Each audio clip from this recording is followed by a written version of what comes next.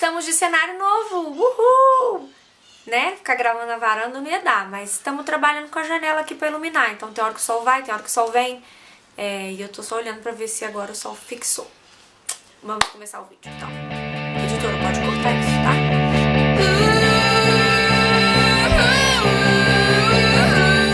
Você é daquele tipo de pessoa que segue a dieta direitinho durante a semana, mas aí chega no final de semana, come igual um condenado? Ou já tentou seguir aquela dieta que não pode isso, não pode aquilo, mas não durou? Pois é, no caso do celíaco, a dieta precisa durar muito, a vida toda, e não é fácil. Pensando nisso tudo, eu tive a ideia de fazer esse vídeo e me fiz a pergunta: será que a restrição alimentar gera mesmo compulsão? Quando eu descobri a doença celíaca e tive que ficar sem glúten, eu passei a me entupir de tudo que não tinha glúten. Era uma forma de compensar a falta que eu sentia das coisas que eu não podia mais comer. Era só não ter glúten que eu comia, e comia muito. O problema é que depois eu me sentia mal com isso e nem sempre as escolhas eram as mais adequadas. O importante é a gente tentar entender qual era a nossa relação com a comida, com a alimentação antes do diagnóstico. Porque é fato, o diagnóstico vai afetar essa relação. E se já não era uma relação lá tão boa,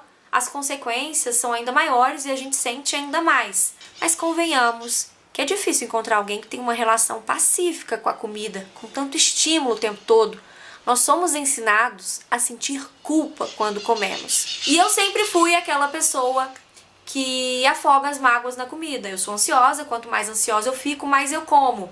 Mas eu nunca tinha parado para pensar nessa minha relação com a comida e de que forma a doença celíaca entra nisso tudo. E eu nunca tinha falado até então com ninguém do que eu vou falar agora, a não ser com o meu namorado e meu melhor amigo. Eu sempre fiz balé por muitos anos. E na adolescência, por exemplo, eu era magra, muito magra, mas nunca me achava magra o suficiente. Sempre tinha a sensação de que eu não era adequada para aquele ambiente. E como muitas adolescentes, eu entrava em sites Pro-Ana e Pro-Mia e tentava seguir aqueles absurdos, as estratégias de emagrecimento que são propostas nesse tipo de site. Ficava horas sem comer, cheguei ao cúmulo de tomar laxante natural que outros colegas do balé tomavam e me indicaram. Por sorte eu não tive nada grave, sempre fiz terapia, eu acho que talvez isso tenha me segurado. Digamos que tenha sido só uma fase, mas hoje eu consigo perceber que ali tinha uma pessoa que não tinha uma relação saudável nem com a comida, nem com o corpo. E essa relação fica ainda mais estremecida após o diagnóstico da doença celíaca.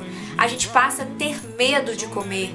A gente passa a ter vontade de comer exatamente aquilo que a gente não pode mais comer. Se passa vontade, sofre. Se come, passa mal e sofre. A comida que antes nos fazia sentir prazer, agora nos causa desconforto. Meu esforço desde então é para vencer isso. E muitas vezes a gente vai precisar de uma ajuda profissional, não só dos nossos médicos, nutricionistas, mas também de psicólogos. Porque a doença celíaca afeta as nossas emoções, e muito.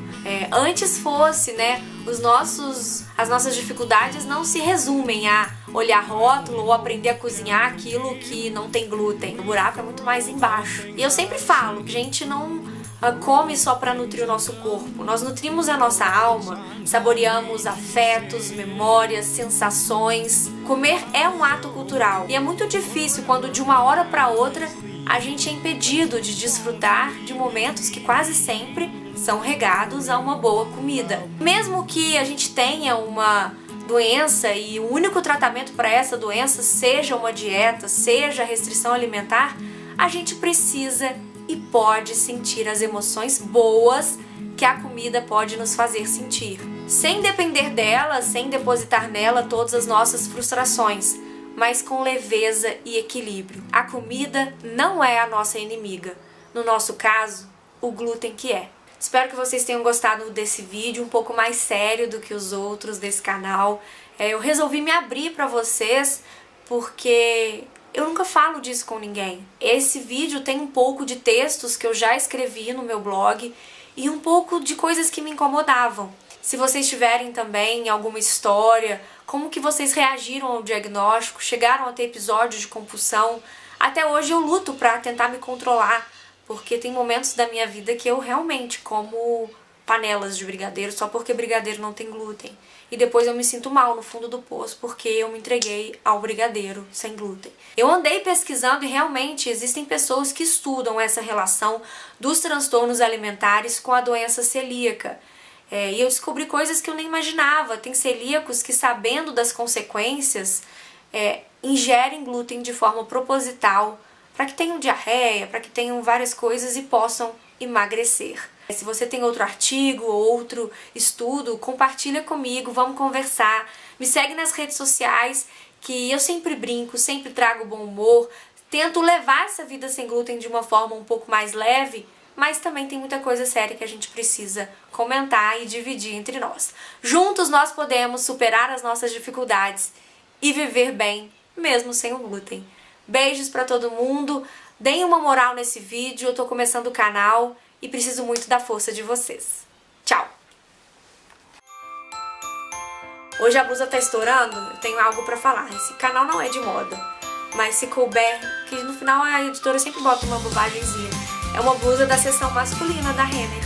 Tenho comprado muita blusa na seção masculina, olha. Ah, agora vocês estão conseguindo ver. Tá vendo que fofo? Quer que eu fale de moda aqui? Eu falo de moda aqui. Quer que eu fale de maquiagem? Existe fala de maquiagem, tá bom? Inclusive existe maquiagem sem glúten. Posso fazer um tutorial dessa make. É a única make que eu sei fazer. Ai, chega de bobeira, Lara.